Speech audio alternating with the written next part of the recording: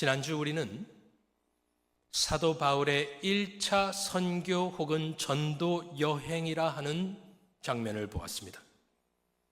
그가 어떻게 교회를 세웠던가요? 복음으로 세웠습니다.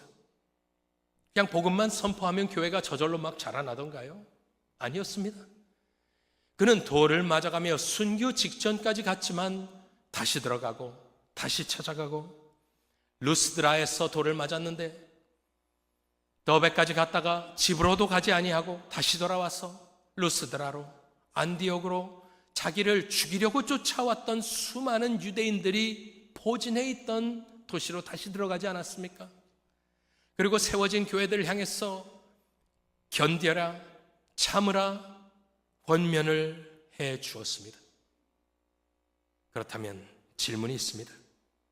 성령 하나님께서는 사도 바울과 그 무리를 파송하시면서 사도행전에 교회를 세우시면서 What kind of church?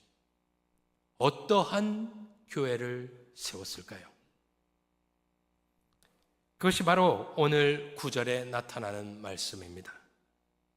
사도행전 14장 23절은 보통 사람들은 한 줄밖에 되지 않기 때문에 쓱 읽고 지나갑니다. 중요하게 생각하지 않습니다. 하지만 중요합니다. 사도 바울이 세웠던 교회, 즉 성령께서 세우신 교회의 가장 첫 번째 교회의 모습은 무엇인가? 후세의 교회들이 사도행전에 나오는 교회의 모형으로부터, 본체로부터 자유할 수 있느냐? 없다라고 우리는 대답을 합니다. 그래서 14장 23절에 어떻게 교회를 세웠느냐? 각 교회에서 장로들을 택하였다. 거기서 스탑을 해보면 신약 성경에 세워진 교회의 정치 및 조직은 후대 교회의 청사진이 되는데, 그것은 개개인의 교회를 의미합니다. 각 교회, 단수입니다. 각 교회에서 복수의 장로들을 택했답니다. 저 택했다라는 단어는 사도 바울이 이렇게 찝어서 세웠는지, 무엇을 했는지, 그럼 저 택했다라는 단어를 찾아봐야 될 것 아니겠습니까? 두 가지 뜻이 있습니다. 하나는 위에서 이렇게 명령처럼 어포인트하는 것이 있고, 두 번째 의미는 투표하여 뽑다라는 의미가 있습니다. 그래서 저 짧은 구절에 나타나는 사도 바울의 1차 선교 여행, 전도 여행 때 나타나고 그가 교회를 세웠던 모형에 나타났던 그 모습을 가만히 보면 각 교회마다 복수의 장로들을 투표하여 뽑아 놓았다라고 보는 것이 맞습니다. 그것이 바로 아주 짧은 것 같지만 교회를 세우시고 그 뒤에 교회를 목양하기 위하여 그 정치 및 조직을 하나님이 택하셨는데 저렇게 택했다라는 것, 저 짧은 14장 23절은요 아주 중요한 말씀입니다. 신약교회의 근간이 되는 말씀이기 때문입니다. 신약 성경에는 장로라는 단어가 항상 복수로 나옵니다. 사도행전 15장에 보면 예루살렘 교회에 보면은 예루살렘에 있는 사도들과 장로들에게 보내기로 작정하니라. 20장 17절에 에베소에서 보내어 교회 장로들을 정하니, 디도서에서는 각 성의 장로들을 세우게 하려 합니다. 디모데전서 5장 17절에는 잘 다스리는 장로들은 배나 존경할 자로 알아라 되어 있습니다. 에베소든 예루살렘이든 수많은 성도들이 있는데 한 곳에서 예배하지는 않았을 것이고, 그 성의 교회를 지칭할 때는 단수로 그리스도의 교회는 하나라는 것을 말해주지만 각 예배 처소에 흩어져 예배를 드리고 있기 때문에 그곳에는 여러 명의 복수의 장로들을 통하여 교회를 목양하게끔 하는 것이 바로 신약교회에 가장 먼저 나타난 교회의 모습이었습니다. 아까 말씀드린 대로 각 교회에서 장로들을 택했다는 것은 투표하여 뽑다, 특별히 사도행전 6장에서 분쟁이 있었을 때도 그분들에게 맡깁니다. 너희들이 뽑아오라고 합니다.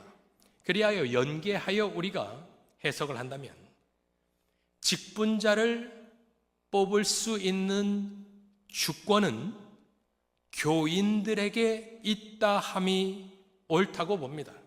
그리하여 장로교 체제는 그 주권이 공동의회, 성도들에게 있습니다. 하지만 직분자들, 특별히 장로들을 그들이 뽑아 그들로 하여금 자신들을 목양하고 다스리게끔 하기 때문에 이것은 대의 정치가 되는 것입니다. 그 뒤에 사도 바울이 한 행적을 보겠습니다. 각 교회에서 장로들을 택한 뒤에 무엇을 하던가요? 금식 기도를 합니다. 이것은 영적인 일이라는 소리입니다. 이것은 엄숙한 일이지 장난이 아닙니다. 인기 투표가 아닙니다. 성경은 창세기부터 쭉 흐르면서 사도행전 14장에 와서는 무엇을 향하여 성경이 지속되어 왔습니까?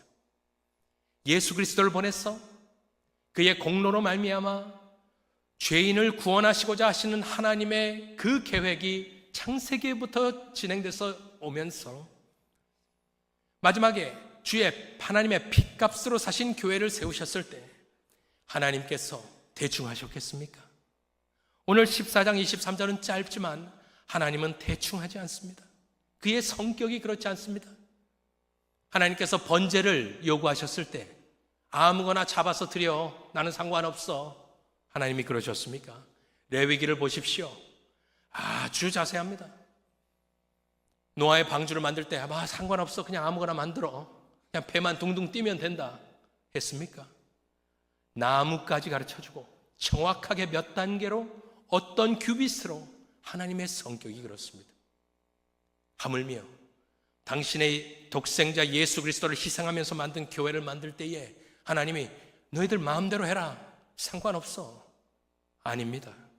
그리하여 저희 장로교회에서는 사도행전 14장 23절과 특별히 사도행전 15장에 나오는 예루살렘 공의회에 나오는 한 구절 한 구절이 저희 정치 조직의 기반이 되는 것입니다.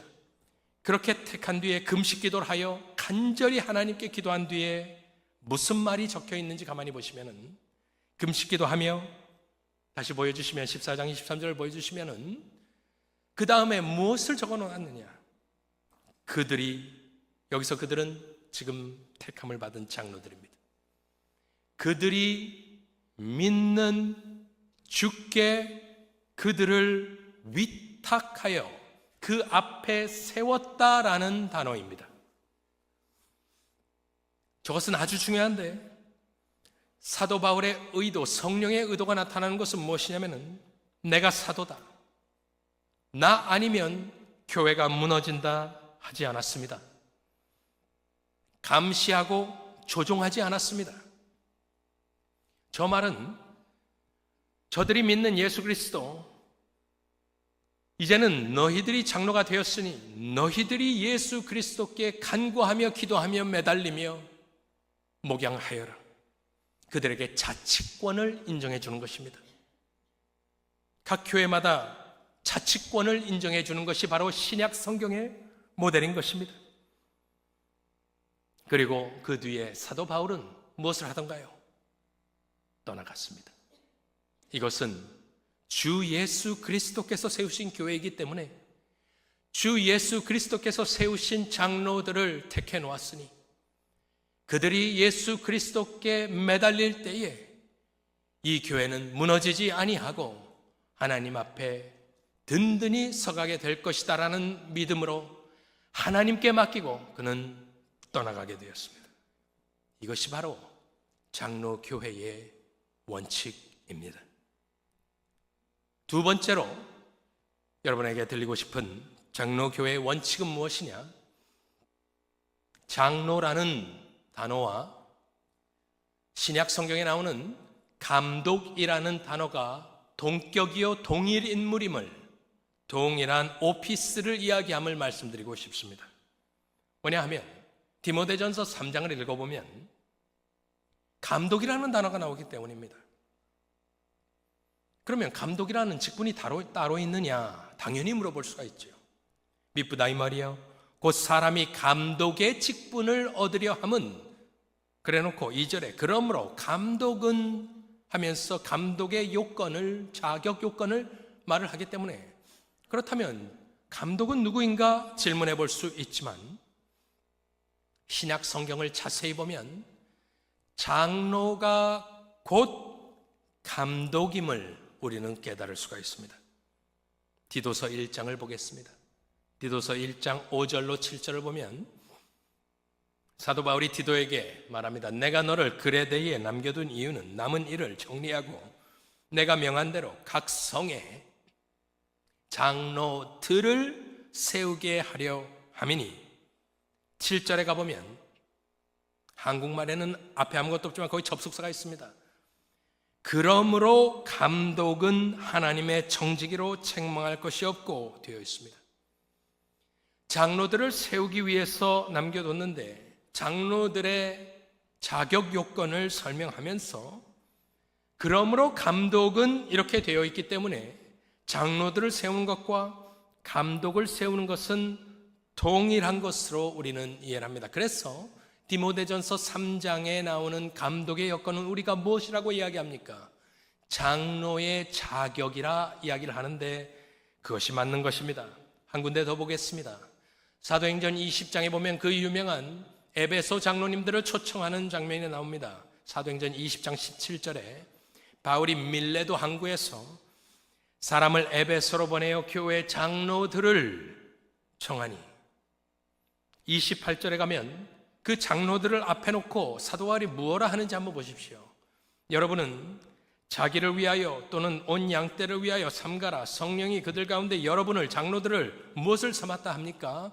감독을 삼고, 감독자라 하지만 감독을, 에피스코포스를 똑같은 단어입니다. 아까 그 단어와 삼고 하나님이 자기 피로 사신 교회를 보살피게 혹은 다스리게 하셨느니라. 즉 에베소 장로님들을 초청해놓고 당신들의 할 일이 무엇이냐? 여러분을 감독하는 사람으로 삼았으니 하나님의 교회를 보살피고 다스리라. 즉 장로가 하는 일이 무엇이냐? 보살피고 다스리는, 감독하는 역할을 하기 때문에 신약 성경은 장로, 감독 동일한 직분임을 성경은 말해주고 있고 우리는 그렇다 믿게 됩니다. 제가 지금까지 드린 말씀들을 가만히 생각해 보시면은 세계 교회 가운데 많은 정치 체계들이 있는데 그 정치 체계들을 분별할 수 있게 됩니다. 정치가 중요하냐 물어보신다면 저는 이렇게 대답하고 싶습니다. 남한에 사는 것과 북한에 사는 것이 똑같습니까? 일본에 사는 것과 베네수엘라에 사는 것이 똑같습니까? 멕시코에 사는 것과 북경에 사는 것이 똑같습니까? 상관없지 않습니까? 상관이 있습니다. 왜냐하면 교회의 정치 체계가 지배하는 것이 직분이고 교회의 예배이고 거기서 파생되는 모든 성도들이 모여 신앙생활할 때 하게 되는 모든 것이 정치 체계의 지배를 받기 때문입니다. 중요하지 않지 않습니다. 중요합니다. 제가 여태까지 몇 가지 드린 말씀을 생각해 보신다면 이제부터 몇 가지 드리는 것은 우리 미주 한인 예수교 장로회 헌법에 나오는 가장 정치 제도 가장 첫 페이지에 나오는 몇 가지 말입니다. 첫 번째로는 교황 정치가 있습니다. 중요합니까? 안 중요합니까? 중요하죠. 교황 정치는 주로 로마 가톨릭 교회와 히랍 정교회의 정치인 바 교황 중심으로 산하 전 교회를 관리하는 정치이다. 중요하지 않을 수 없습니다. 지배를 받기 때문입니다. 그런데 오늘 보신 사도행전 14장 23절에 나오는 또 그 외에 많은 부분, 사도행전 15장 외에 많은 부분을 보시면은 교황이라는 제도는 신약 성경에 나오지 않는 것을 말씀드립니다. 두 번째 정치 체계는 무엇이냐? 우리 교단 헌법에 나오는 것은 감독 정치입니다. 바로 오늘 제가 두 번째로 말씀드렸던 것. 감독과 장로가 똑같은 사람이냐? 아니면 장로 위에 감독이 있느냐? 여기에 따라 나뉘어지는데, 감독 정치는 감독이 교회를 주관하는 정치인 바 감독교회와 감리교회에서 쓰고 있는 정치이다. 감리교 출신들이 있으실 것입니다. 거기에는 그 교회 위에 있는 감독이라는 분, 비샵이라는 분이 있습니다. 그분이 많은 것을 좌지우지하는 것을 여러분들 알고 계실 것입니다. 영국 성공회도 그렇게 합니다. 장로들 위에 더 높은 권한을 가지고 있는 사람이 신약 성경에 나오느냐? 그들은 그렇다 하고 우리는 아니라 하는 것입니다. 세 번째는 독립정치입니다. 독립정치는 대표적으로 침례교회가 사용하는 것으로, 침례교회는 목사 한 분과 집사회가 교회를 운영해 나가고 장로님들이 안 계십니다. 그에 반하여 장로회 정치는 무엇이냐? 이 정치는 지교회 교인들이 장로를 선택하여 당회를 조직하고 그 당회로 하여금 치리권을 행사하게 하는 주권이 교인들에게 있는 민주적 정치이다. 제가 한 말씀 덧붙인다면 민주적 대의 정치이다 말씀을 드리고 싶습니다. 한 가지 더 보겠습니다. 그렇다면 장로의 요건은 무엇이냐? 우리가 다 아는 내용이지만 교회에 처음 오신 분들은 모를 수 있기 때문에 한번 보죠. 장로의 요건 디모데전서 3장 1절 이하에 나옵니다. 감독이 곧 장로라 했습니다. 미쁘다 이 말이요, 곧 사람이 감독의 직분을 얻으려 함은 선한 일을 사모하는 것이라 함이로다. 그러므로 감독은, 장로는 똑같은 말입니다. 그러므로 감독은 책망할 것이 없으며 한 아내의 남편이 되며 절제하며 신중하며 단정하며 나그네를 대접하며 가르치기를 잘하며, 그리하여 가르치는 장로를 목사라고 부르는 것입니다. 술을 즐기지 아니하며 구타하지 아니하며 오직 관용하며 다투지 아니하며 돈을 사랑하지 아니하며 자기 집을 잘 다스려 자녀들로 모든 공손함으로 복종하게 하는 자라야 할지며, 사람이 자기 집을 다스릴 줄 알지 못하면 어찌 하나님의 교회를 돌보리요? 새로 입교한 자도 말지니 교만하여져서 마귀를 정죄하는 그 정죄에 빠질까 하며, 또한 외인에게서도 선한 증거를 얻은 자라야 할지니 비방과 마귀의 올무에 빠질까 염려하라. 저 말씀대로 교회는, 교인들은 장로들을 선택하게 됩니다. 그리고 그들로 하여금 우리를 이끌어 주십시오 말하고 그들의 치리에 복종하는 것이 우리 장로교회의 정치 제도입니다. 오늘은 여기까지만 이야기를 하겠습니다. 그 위에 상회, 노회가 있고 총회가 있고, 이 모든 것을 우리는 사도행전 15장에서 빼오지만 일단 여기까지 말씀을 드리겠습니다. 가만히 들어보시면 이런 생각이 드실 것입니다. 아니, 그것은 우리가 알고 있는 민주주의와 똑같은 것 아니겠느냐?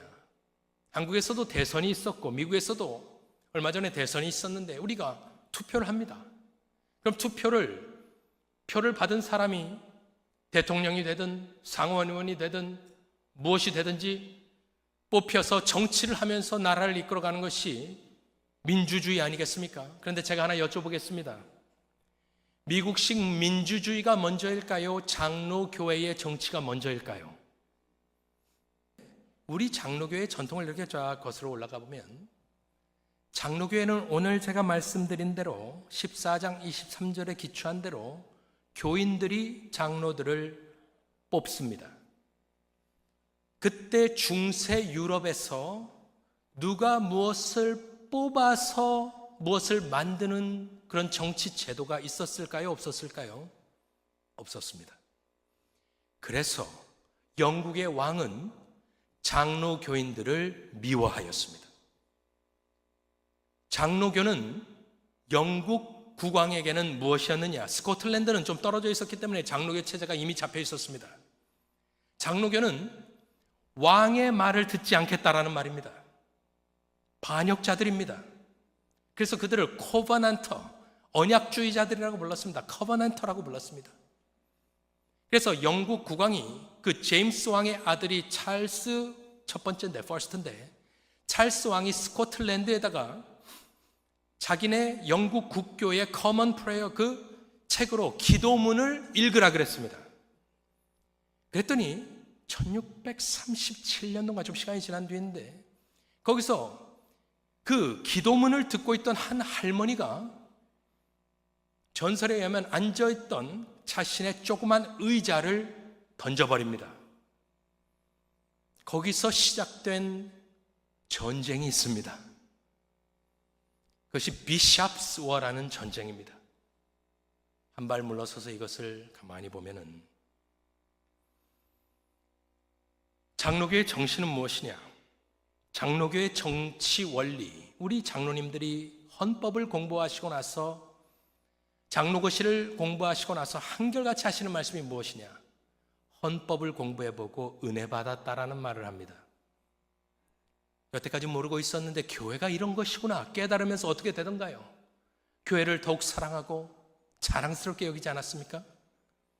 장로교, 우리 장로교 정치 원칙 중에 첫 번째 원칙이 혹시 무엇인지 아십니까? 역사적으로 봤을 때 첫 번째 원칙은 우리 헌법에도 나와 있는데 그것은 양심의 자유라는 원칙입니다. 왕이건 무엇이건 간에 교회에 간섭하지 말라. 우리는 성경이 가르친 대로 하겠다.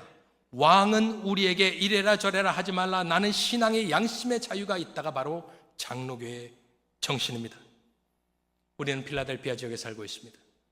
필라델피아는 우리가 자랑스럽게 여기는 것이 여기서 컨티넨탈 컨그레스도 모였고 여기서 독립선언을 한 곳이 지척에 있습니다. 독립전쟁을 영어로 뭐라고 합니까? Revolutionary War라고 합니다. 그때 당시의 왕은, 영국의 왕은 킹 조지입니다. 조지, 이제는 이름이 조지입니다.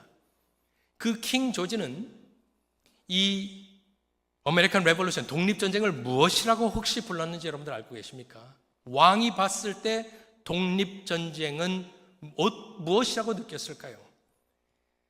영국의 왕 킹 조지는 미국의 독립전쟁을 A Presbyterian Rebellion이라고 불렀습니다. 장로 교인들의 반역이라고 불렀습니다. 왜냐하면 영국 국교, 앵글리칸 교회들은 반역하지 않았습니다. 동참하지 않았습니다. 에피스코팔 처치 동참하지 않았습니다. 특별히 장로 교회가 중심이 되어서 이 미국의 독립전쟁을 이끈 가장 중요한 이유는 교회는 왕의 간섭을 받지 않고 우리는 우리가 뽑은 장로들, 목사님들, 그 위에 노회와 총회의 지도를 받는 교회를 추구한다. 바로 그것이 장로교의 원칙이요 정신인 것입니다. 저는 이런저런 것들을 읽고 깨달으며 저는 더욱 교회를 사랑하게 되었습니다. 깨달은 것은 나는 잠시 살다 하나님 앞으로 가는 인생이지만 우리 교회는, 영생 장로교회는 44년의 역사뿐만이 아니라 지금 수백 년의 전통의 역사 가운데 서 있는 귀한 교회로 저는 이 귀한 신앙 유산을 지키고자 하는 마음이 있는 것입니다. 수백 년을 이어온 장로교회의 신학과 정신, 그것은 예배를 통해서 표출됩니다. 어떠한 예배를 드리고 어떠한 신앙생활을 할 수 있는지, 밥을 어디다 담아놨는지에 따라 밥을 먹든지 말든지 할 것 아니겠습니까? 호리병에 담아놓으면 밥을 어떻게 먹겠습니까? 그것이 중세교회였습니다. 밥은 보이는데 먹지 못하는 것이었습니다. 그래서 정치체계는 너무나 중요한 것으로 저는 그렇게 17살 때 P자의 프레스베테리안도 무슨 말인지도 몰랐던 소년이었지만 여기까지 오며 지금은 우리가 속한 미주 한인 예수교 장로회와 또한 영생 장로교회를 사랑하고 이 유구한 역사 가운데 예수 그리스도 다시 오는 그날까지 영생 장로교회가 서 있으며 하나님 앞에 존귀하게 쓰임받는 귀한 교회와 성도님들 다 되실 수 있기를 우리 구주 예수 그리스도의 이름으로 축원합니다.